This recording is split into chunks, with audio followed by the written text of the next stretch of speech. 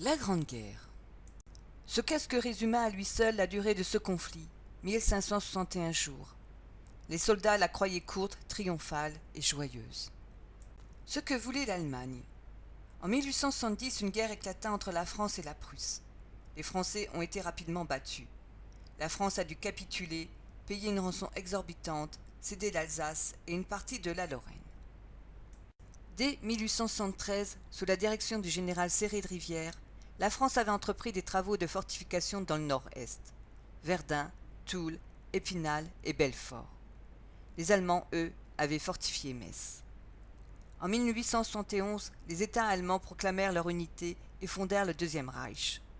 Guillaume II monta sur le trône allemand en 1888, en dépit de son bras atrophié par la poliomyélite.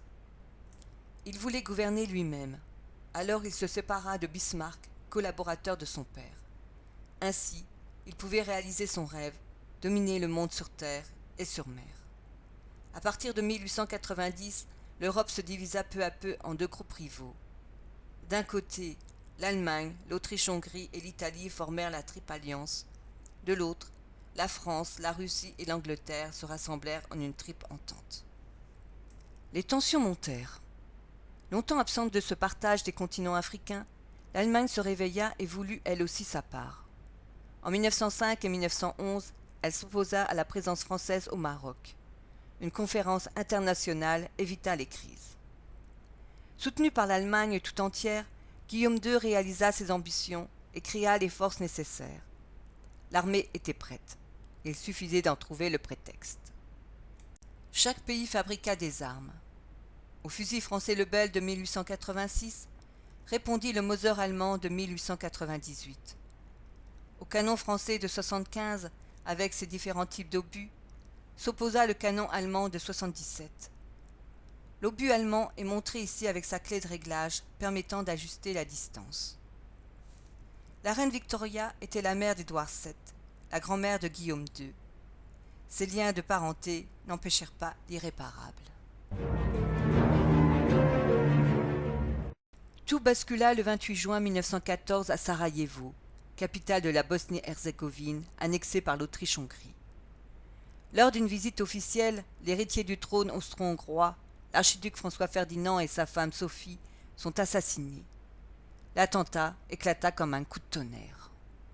Gavrilo Princip le meurtrier était un bosniaque d'origine serbe de 19 ans, manipulé par une organisation secrète serbe, la Main Noire, qui regroupait des officiers et opérait depuis la Serbie voisine. Leur mobile était connu. Depuis plusieurs années, ils voulaient créer un grand empire serbe, incluant la Bosnie-Herzégovine. En apprenant la nouvelle du drame, François-Joseph aurait fondu en larmes, répétant « Rien sur cette terre ne m'aura été épargné ».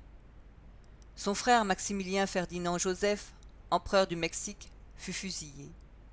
Son fils Rodolphe se suicida à Mayerling en 1889.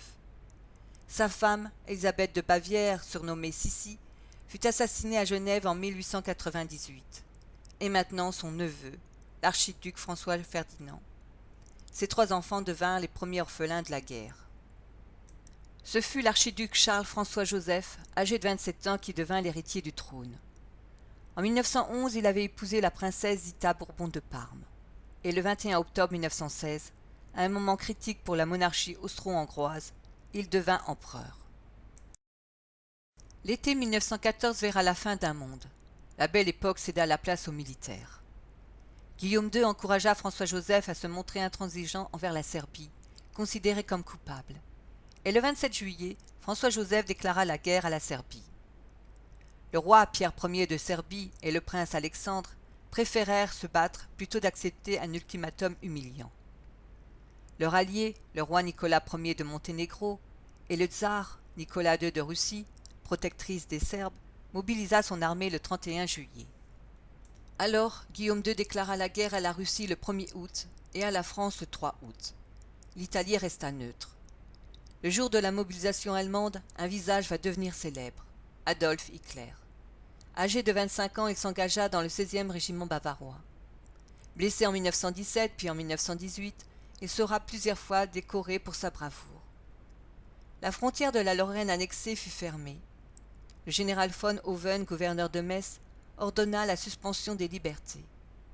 La ville de Metz abrita des milliers de soldats allemands et le palais du gouverneur devint le quartier du général commandant. Le président de la République, Raymond Poincaré, originaire de Bar-le-Duc, appela à la mobilisation le dimanche 2 août.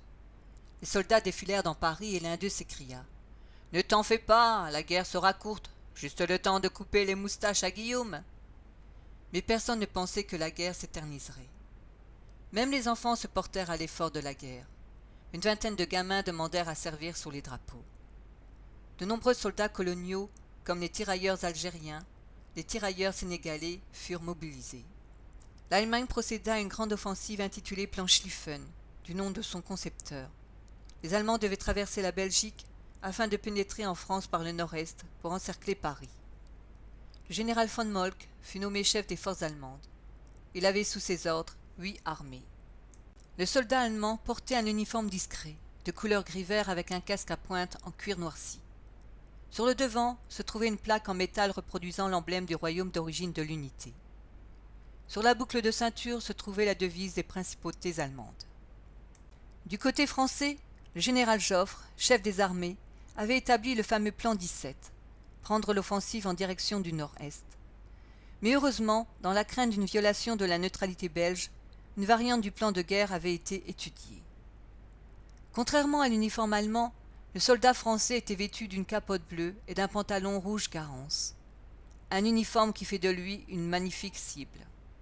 Citons le cas de Lucien Berzeau, du 60e régiment d'infanterie, qui avait reçu un pantalon de toile blanche. Il insista auprès de son officier pour avoir un uniforme réglementaire. Celui-ci lui ordonna de retirer le pantalon d'un mort et de s'en revêtir. Refusant, Lucien Berzeau fut exécuté le 13 février 1915. Reconnu innocent, il sera réhabilité en 1922. Même les chevaux avaient leur uniforme. On les a d'abord dissimulés sous une couche de teinte verdâtre, mais, étant ridicules, on leur donna une teinture de couleur noire. Pendant ce temps, Viviani, président du Conseil, mobilisa les femmes. « Debout, femmes françaises, jeunes enfants, remplacez sur le champ de travail ceux qui sont sur le champ de bataille. » La guerre qui commença en août 1914 ne ressembla à aucune des guerres du passé. Quand la neutralité de la Belgique fut violée par les armées allemandes, le monde, 16 nations en particulier, prit les armes.